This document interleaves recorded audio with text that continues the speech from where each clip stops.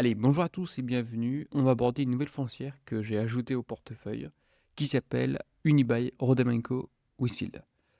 L'objectif de cette vidéo, c'est de vous faire une petite présentation de cette foncière. C'est la foncière la plus importante en France, donc la SIC, donc Société d'investissement immobilier cotée, et on est sur les centres commerciaux. Présentation générale d'Unibail. Alors, c'est l'un des leaders mondiaux de l'immobilier commercial. Ça, c'est le premier point. La particularité d'Unibail, c'est qu'ils sont investis en France, mais également aux États-Unis. Il y a très peu donc de foncières françaises qui sont investies en France, mais également à l'international. Il y en a très peu. Et Unibail, ça fait partie de ces foncières avec une taille qui est quand même significative. Deuxième point, on en parlera par la suite, le cours de bourse, et on verra par la suite sur AllRate. Au passage, n'hésitez pas à rejoindre la plateforme donc Patreon. C'est là généralement je mets les vidéos en avant, c'est là où je vous transmets donc des documents, c'est là où on va parler également des circuits, c'est là où on va faire des analyses spécifiques sur les foncières cotées avec des PDF de plus de 20 pages.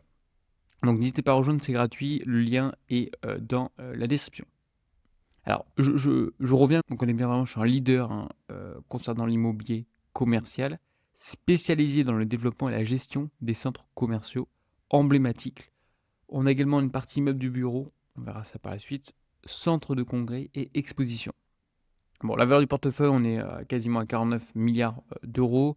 On a 45 centres commerciaux flagship dans les zones urbaines les plus attractives d'Europe et des États-Unis.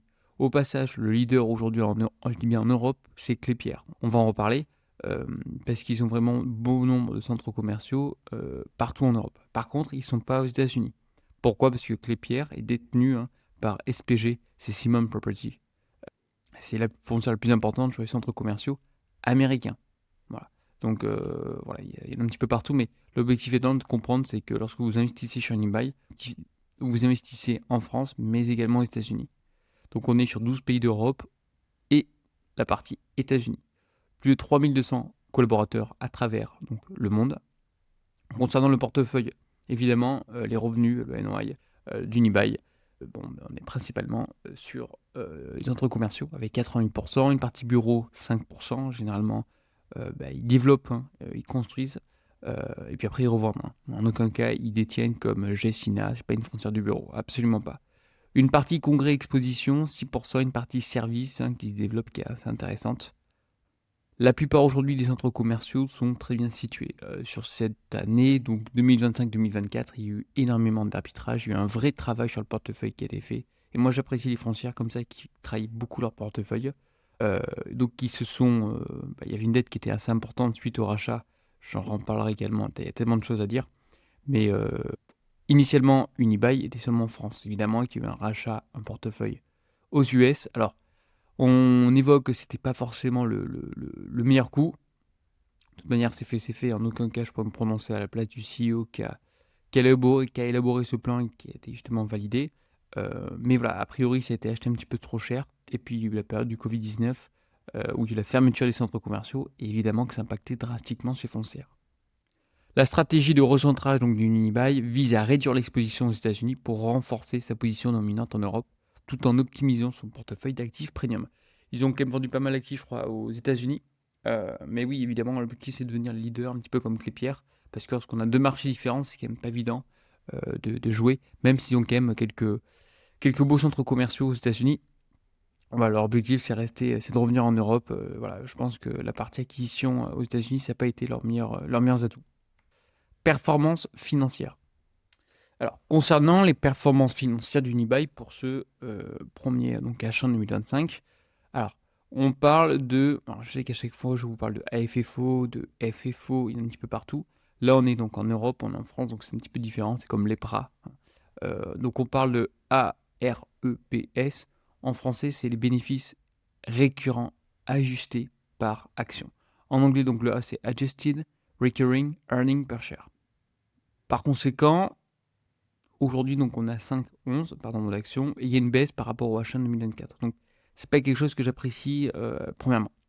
Bon, concernant la guidance, on sera entre 9,30€ et 9,50€, c'est bien, donc ça croît progressivement. Le portefeuille s'apprécie, mais encore une fois, qui fait des expertises, ça aussi, ça va prendre entre guillemets entre pincettes. L'EBITDA, bon, de la croissance, revenus nets des centres commerciaux, c'est bien, ça se développe. Taux d'occupation, il a augmenté, donc ça c'est un excellent point également. 95, très bien. LTV, Loan to Value, pareil, 44, attention, ma limite, il faut vraiment pas que ça dépasse les 45, mais il travaille énormément sur la partie santé financière. Les faits marquants, bon, les locataires, il y a davantage de ventes, donc ça c'est important. Quand on a des concurrents, je sais qu'on va parler des concurrents, notamment asiatiques, je crois que c'est Link Real Estate. Par exemple, les ventes de locataires chez Link Real Estate, bah, c'est pas possible, c'est négatif. Donc moi déjà, ça, j'aime pas du tout. Voilà. Quand déjà les locataires, les preneurs n'arrivent pas à vendre leurs produits, c'est compliqué que la foncière puisse procéder à des augmentations de loyer et par la suite avoir un joli taux d'occupation. La fréquentation, elle est en hausse, ça c'est un très bon point, comme quoi les centres commerciaux, malgré la partie online, il y aura toujours du flux, et le flux c'est le plus important. Dans les centres commerciaux, il faut vraiment, aujourd'hui, c'est comme une chaîne YouTube, hein, ou ce que vous voulez, c'est vraiment le flux. Plus il y a de flux dans les centres commerciaux, plus il y a de passages, plus les gens sont susceptibles d'acheter quelque chose auprès des preneurs, donc des locataires au sein du centre commercial. Lorsqu'il y a un achat, évidemment que les commerçants s'y retrouvent et donc, un, le taux d'occupation est maintenu, deux, on peut éventuellement procéder à des révisions ou des indexations de loyer. On a eu quand même, au niveau des faits marquants, hein, pour ce H1 2025, 1,6 milliard hein, de cessions, ce qui est quand même considérable. Donc il y a un vrai travail sur leur portefeuille en question. Et ils gardent vraiment que les plus beaux centres commerciaux. Et ils essayent gentiment de revendre les centres commerciaux qu'ils estiment, hein, c'est pas les centres commerciaux les plus performants à long terme, et puis compte tenu aujourd'hui de leur situation financière, il faut arbitrer. Parce que lorsqu'on a une dette nette au EBITDA à 9, c'est quand même très important. Hein. Donc voilà. Vous savez que moi, généralement, ma limite, je suis à 5, 6, allez, maximum 7. La 9, c'est quand même très important. Alors on a des fois certaines foncières comme WDP, on est un petit peu au-dessus, enfin, on est vers 7, 8, parce qu'il y a du développement, parce qu'il y a de la croissance. Là, aujourd'hui, c'est endetté, il y a quasiment aucune croissance. Je dis bien, pour l'instant, à ce jour. Concernant les centres commerciaux, donc je vais mentionner, on en a bien 45, on a 3,8% donc de croissance de vente, croissance de fréquentation, on l'a vu, taux de vacances, on l'a vu. Bon, voici quelques centres que je vous ai mis. Bon, on a par exemple Westfield et Forum des Halles, je pense que vous connaissez pour les Parisiens. On a également Hambourg hein, qui s'est créé là, cette année, donc c'est quand même un très bon point. Puis après, il y en a plein d'autres. Hein. Mall of Europe, ils en ont également un très important donc à Londres, je crois que c'est ou à Lyon également. Je crois que c'est le centre commercial le plus important donc d'Europe. Bon, tout pour vous dire, ils ont quand même de jolis centres commerciaux, même si d'un côté il y a quelques concurrents comme Clépierre, sur des actifs de qualité. Et ça, c'est un point à chaque fois que je vous mentionne.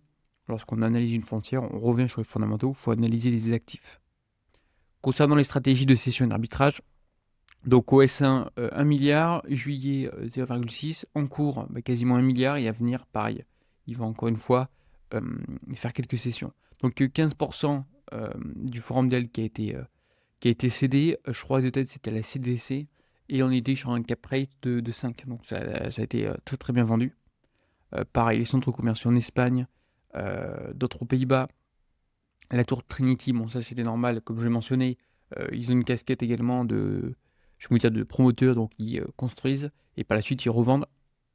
En juillet, on a l'hôtel donc le Pullman, Paris-Montparnasse, et également les parties activités aéro, puis et également la partie aéroportuaire américaine. Il y a en cours, on verra ça par la suite, hein, il y aurait potentiellement donc 1 milliard, et l'objectif final c'est 2,2 milliards de sessions planifiées. C'est un petit peu comme Alexandria pour ceux qui suivent, voilà, c'est car les actifs qui sont non stratégiques pour l'entité en question, on arbitre, on prend le cash.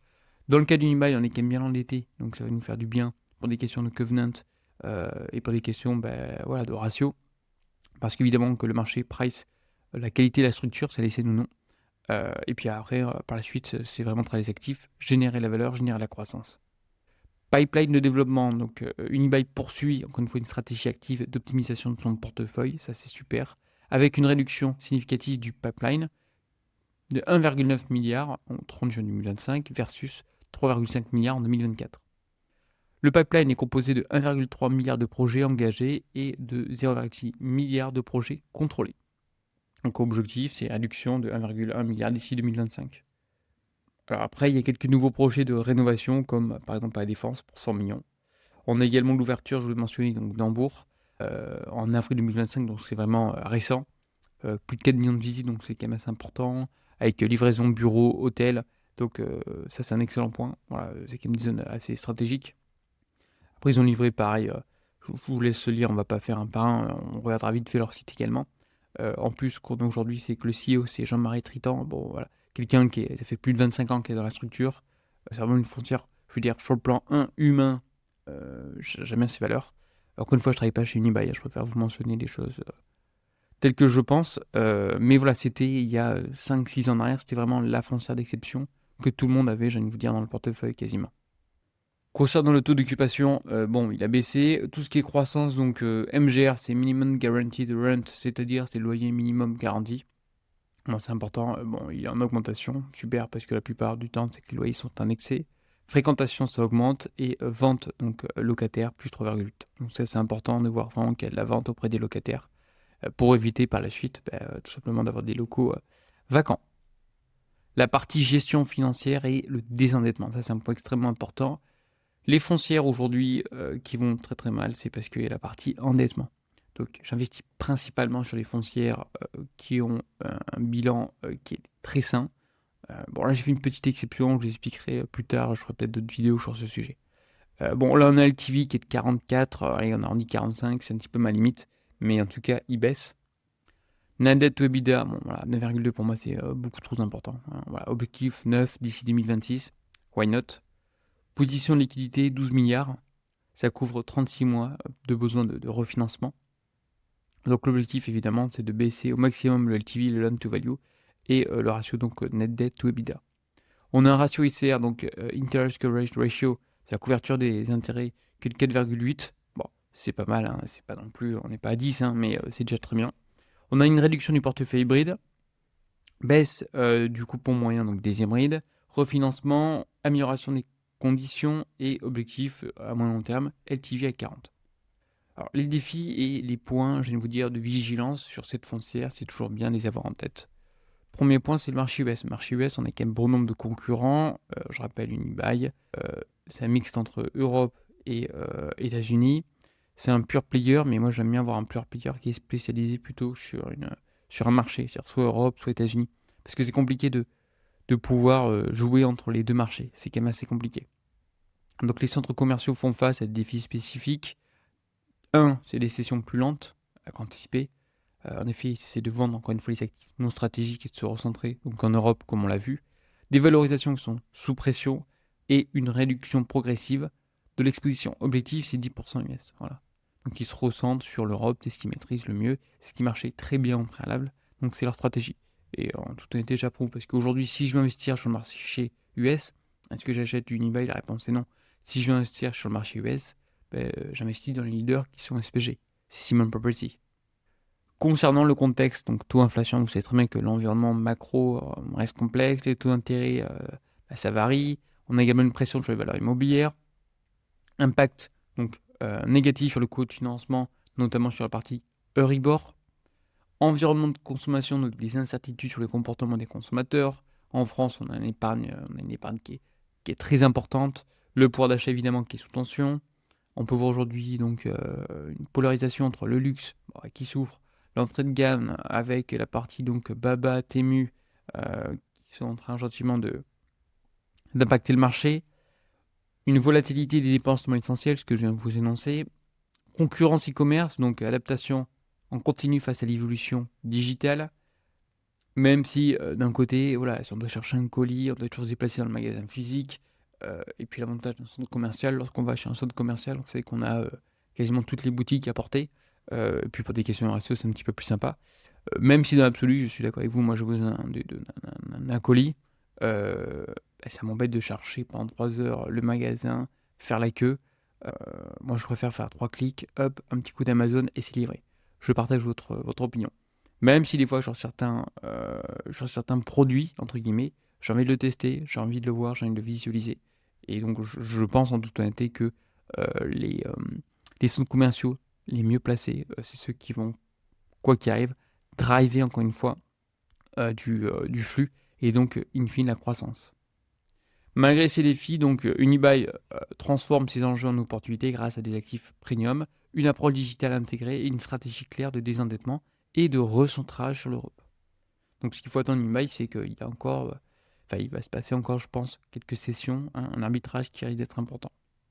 Les perspectives pour 2025-2028. Donc dans le cadre de son plan stratégique, Unibail donc déploie une vision ambitieuse pour renforcer sa position, donc leader de l'immobilier donc commercial. Alors européen pour moi c'est Klépierre qui est leader aujourd'hui, mais parce qu'ils ont des centres, on verra, on fera un petit peu la comparaison juste après.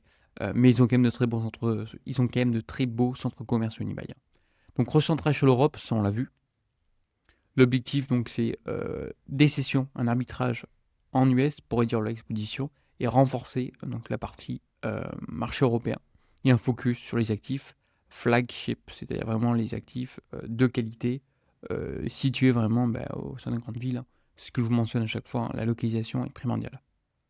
Avec des objectifs donc financiers et un désendettement qui était important, LTV 40%, une partie de net EBITDA mais a baissé progressivement et avec une bonne poche de liquidité, on ne sait jamais.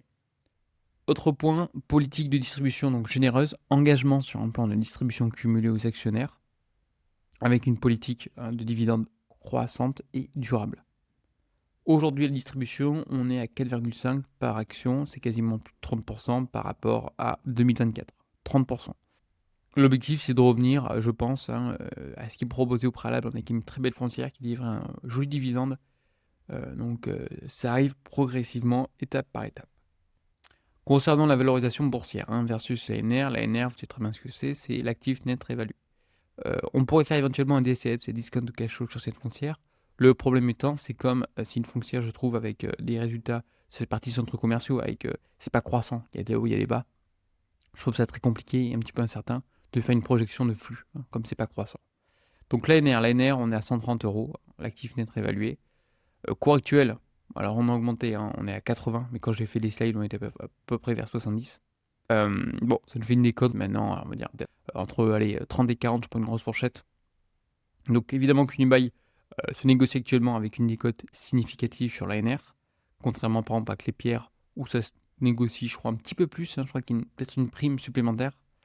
Donc moi, aujourd'hui, je pense que, à titre personnel, encore une fois, mes propos ne sont pas des conseils en investissement, mais une petite opportunité d'investissement, compte tenu, de la qualité des actifs et de la stratégie des endettements et de la décote. Ça restera de toute façon une toute petite ligne de mon portefeuille. Distribution aux actionnaires, prévue, donc on a dit 4,50 €, ça risque de croître. La valorisation pour moi est sous-estimée aujourd'hui, il ne reflète pas du tout la qualité du portefeuille. Quand on voit que par exemple Carmila, je vous ai fait une vidéo sur ce sujet, je la mettrai en haut à droite, Carmila est valorisée plus cher par le marché qu'Unibail, sachant que Carmila est sur des petits centres commerciaux. Alors oui, elle s'en sort très bien, on a vu parce qu'elle est investie en Espagne, mais dans l'absolu, les centres commerciaux pour moi sont de moins bonne qualité qu'Unibail. Catalyseur de valorisation, donc avancée du programme de cession, amélioration des ratios, on a vu, et normalisation des taux d'intérêt. Concernant le rendement, on est à 6,8. Bon, voilà, je voulais voir les différents ratios. Ce que je vous propose, c'est que maintenant on va passer donc sur All Rates. Concernant All Rates, pareil, encore une fois, je propose rarement de produits, comme vous le savez, à part All Rates. Je trouve que c'est vraiment une super plateforme pour 5 euros. Vous avez bon nombre d'indicateurs, partie action, partie REITs, partie ETF. Voilà, donc n'hésitez pas à faire un tour sur l'application. Vous avez un code promo dans la description. Voilà, c'est gagnant-gagnant pour tout le monde. Donc Unibail, on a un score de 90. Bon, pour moi, je trouve 90 c'est un peu haut. J'aurais mis un petit peu moins en toute honnêteté. Market cap, on est sur une large cap. 12 milliards, c'est quand même assez conséquent. C'est la foncière la plus importante. Bon, concernant rapidement le cours de bourse, que vous puissiez un petit peu visualiser la chose. De 85 à peu près 2003, ça n'a pas fait grand-chose. Surtout la partie intéressante, c'était après la crise, 2008-2009, très forte progression du titre. Au plus haut, on était aux alentours de 254, encore une fois dollars, mais c'est en euros, vous m'avez compris, 254 euros. Et puis là, il y a eu l'acquisition à partie US, où ça a été payé un petit peu trop cher. Deux, évidemment, la partie Covid, avec la fermeture des centres commerciaux. Et après, le titre a plongé pour arriver au plus bas aux alentours de 31 euros, ce qui était quand même très faible. Et là, le titre se reprend progressivement. On verra ça sur l'analyse graphique par la suite. On paye ça aujourd'hui, ce qu'il faut retenir, c'est 8,5 fois le price EPRA. Hein, c'est comme le price, on va dire, à FFO. C'est très peu cher. Alors, une des choses que j'ai demandé à Lorette, c'est qu'ils l'ont mis, ils sont assez actifs, ça j'apprécie, c'est le parti Price and Earnings. Voilà, c'est le price EPRA. Donc, c'est-à-dire aujourd'hui, on paye ça 8,5, mais sur dans le passé, bon, on payait ça quasiment 20 fois au plus haut. Une moyenne, voilà, 8,5, on paye ça 3-4 fois. Au maximum, 2006, 15, 10, ouais, vous voyez ce que je veux dire. Donc ça se perd, je trouve en général plus de 10. Hein, voilà. Je trouve à peu près vers 10, 11, peut-être 12. Ça me semble une valorisation cohérente sur ce type de structure. Donc pour moi aujourd'hui le titre est sous-coté. Concernant partie dividende, bon, évidemment que c'était coupé, hein, on est bien d'accord, parce qu'il ne pouvait plus se le permettre. Et évidemment que les sanctionnaires sur des foncières cotées comme celle-ci, où on est sur une foncière qui dégageait surtout un rendement important, bah, voilà, la réputation, c'est un petit peu casser la réputation du Unibail. Ceci étant, les actifs sont toujours présents. Donc oui, il y aura la croissance, on a un PE ratio qui est plutôt faible. Ce qu'il faut regarder, c'est au niveau de l'EPRA, donc l'EPRA notamment par share, ça augmente progressivement. Hein. Donc une fois, c'est une grosse entité. C'est vrai qu'avant qu'on revienne sur des niveaux comme on a eu, je pense qu'il faudra un petit peu de temps. Mais il y a un vrai travail en tout cas d'assets sur les actifs, donc ça j'apprécie. Et deuxièmement, ce paiement foncière à 8,5, sachant que je vous dis, c'était... bon, à l'époque, je sais qu'il y en a très peu qui étudient les foncières, mais je vous dis, tout le monde parle d'Unibail, c'était quand même la société à avoir au sein de son portefeuille, et comme quoi, très très grosse correction, on est quand même juste passé de plus de 200 euros à 30 euros, quoi. Donc ce qui est quand même considérable.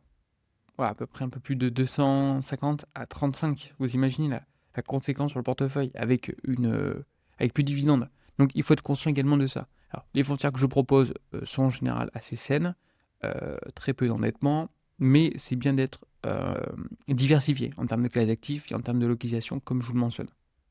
Donc debt to assets, on est limite, voilà, mes limites, moi c'est 45-50, vous le savez. Bon, là on a 46,8, debt to EBITDA, attention, ICR, attention, le portfolio IB, c'est normal parce qu'on a un arbitrage, n'oubliez pas, et taux d'occupancy, voilà, supérieur à 95, on est bon. Je vous montre une concurrente, hein, évidemment, Clépierre, bon, 400 sur 100. Alors, on va parler du price earnings. On paye ça 13 fois. On paye ça 13 fois. 13 fois, je trouve ça quand même cher. Je reprends Unibail, on est à 8,5. Je remonte dans le passé, voilà, 8,5. Je vous dis, c'est plutôt c'est le bas de la fourchette. Normalement, moi je pense une foncière qui se négocie à peu près à 10 fois, voilà, 10, 11, 12, à peu près. Clépierre, on est sur des plus hauts historiques, hein, qu'on peut voir sur le rate, peut-être 13, allez, 13, 14. Mais ça se paye très cher. Alors évidemment que la qualité, ça se paye, mais moi je ne mettrais pas ce prix-là pour Clépierre. Bon, le dividende croissant, on a 5,36, il y avait une croissance, le PE ratio, on est bon. Concernant les revenus et les prêts par cher, bon, mais c'est bien, ça c'est croissant. Alors vous pouvez voir que, vous pouvez constater que sur les foncières, notamment, donc retail sur les centres commerciaux, c'est pas croissant comme on a sur le Telecom, c'est un peu plus, c'est saccadé. Voilà. Donc c'est un peu plus cyclique. Debt to assets, on est très bien. 37, c'est vraiment super. Partie dette au EBITDA 8, pareil, je trouve ça très bien. ICR, c'est super. Taux d'occupancy, bon, excellent. Donc voilà, donc les fondamentaux pour moi sont évidemment meilleurs sur Clépierre, ce qui justifie, je pense, un petit delta en termes de valorisation. Un autre point que je vais vous montrer, c'est la partie, c'est leur centre. Ils ont vraiment des centres partout en Europe, donc France, Italie, Pologne, Espagne, Turquie, voilà, il y en a vraiment partout. Ce qui est différent aujourd'hui sur Unibail. Unibail, c'est vraiment la France avec 42. Après, on a partie États-Unis, 18. Donc, ils vont vendre, à mon avis, bon nombre d'actifs. Partie Germany, Poland, Spain, UK. Bon, voilà, je vous laisse en tout cas analyser. On pourrait potentiellement aussi analyser donc leur portefeuille, mais je pense que ça sera peut-être sur une autre vidéo car ça me semble intéressant. Je vais vous montrer graphiquement qu'est-ce que ça donne aussi. Ça, c'était un point important. Donc, on se remémore. Forte croissance, correction, forte croissance, correction. Et aujourd'hui, ce que je regardais moi avec impatience, c'était cette zone-là. Voilà, j'ai tissé tout simplement donc cette petite résistance et j'attendais en fait qu'on la casse. Alors voilà pourquoi j'ai pris une position, c'est parce qu'on est venu casser cette résistance. Et là, je pense qu'on risque de travailler progressivement. Alors, il s'est passé aussi, moi j'aime bien mettre ce genre de graphique, hein, quand je vois que bon, on hésite, hein, sur, sur cette foncière en question, un stop loss. Voilà, un stop loss. Donc j'avais un petit stop loss, hein, je ne sais plus à combien exactement. Le premier temps, c'est que je me suis fait sortir du marché parce qu'il y a de la volatilité dans une journée et je me suis fait sortir. Donc à ce jour, je ne suis plus actionnaire, hein, et en plus, où je tourne la vidéo à ce moment-là, les marchés sont fermés. Donc je ne peux pas en prendre. Mais en tout cas, pour ma part, je vais en prendre, ça c'est sûr. Un petit pourcentage parce que ce sera vraiment la foncière type plutôt value et je pense qu'elle risque de s'apprécier au cours du temps. Donc je vous ai également tracé donc up le support, ça cassé. Maintenant, il faut que Unibail travaille. Par contre, je préfère vous le mentionner, sur ce type de structure, je vais mettre un stop loss voilà, aux alentours de 82,5 ou 0,6. Parce que lorsque celle-ci, imaginons, corrige une mauvaise nouvelle, on ne sait pas de quoi il fait demain, si elle revient, hein, encore une fois, dans ce support, bah, c'est compliqué, quoi. J'ai pas envie que mon argent soit bloqué, imaginons, jusqu'en 2027-2028, et qu'il ne fait rien. Alors oui, j'aurai quelques petits dividendes, mais voilà, moi je cherche également un peu de croissance, donc je mettrai un stop loss. Je vous en parlerai de toute manière dès que je prendrai la position. Donc voici pour Unibail. Après, on pourrait parler encore une fois des actionnaires. Ça, c'est également des points importants. Or, on a Xavier Niel, enfin en particulier maintenant, il y a eu, on va dire, une transmission de patrimoine plutôt à sa fille, mais dans l'absolu, voilà, on a quand même aujourd'hui un management de qualité, des collaborateurs de qualité. Sur le marché Unibail, c'est une super structure. Moi, je vous dis, je le vois parce que je bosse un petit peu en finance immobilière. Comme on dit, une année d'Unibail, c'est 2 ans dans une structure standard. Des gens qui sont ultra compétents. Donc voilà, moi pour les questions humaines, pour la qualité du portefeuille, évidemment que j'ai un biais, hein, je préfère vous le dire, j'ai un biais sur cette société, mais ça restera une petite position à ce jour, tant que les fondamentaux ne s'améliorent pas. En tout cas, si vous avez des questions, surtout, n'hésitez pas à me le mentionner dans les commentaires, et je vous dis à une prochaine. Allez, bye bye.